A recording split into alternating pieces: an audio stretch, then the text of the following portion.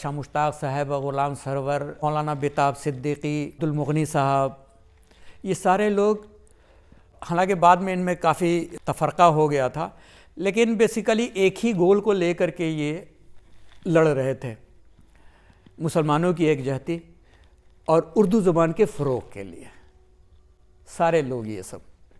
تو اس میں بڑے شاہ مشتاق صاحب غلام سرور کے کیمپ کے ہو گئے اور عبدالمغنی صاحب کا دوسرا کیمپ ہو گیا، لیکن گول سبوں کا ایک ہی تھا، مسلمانوں کی ایک جہتی اور اردو کا فروغ۔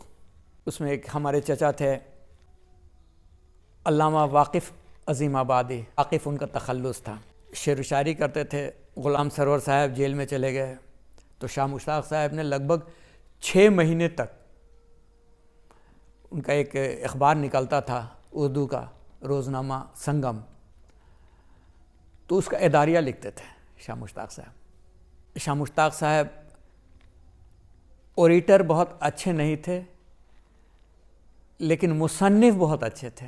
اس زمانے سنگم جو ہے شعلہ بیان اخبار کے حیثیت سے تھا بہار میں، اور اس کا اداریہ یہ روز لکھتے تھے غلام سرور صاحب کی غیر موجودگی میں، اور کسی کو احساس بھی نہیں ہوا۔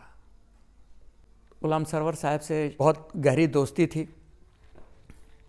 پھر اردو اکیڈمی کے سیکریٹری رہے، چیئرمین ہوئے، اردو کی خدمت آخری وقت تک کرتے رہے شاہ مشتاق صاحب۔ ان کی زندگی وقف تھی مسلم یکجہتی اور اردو کا فروغ۔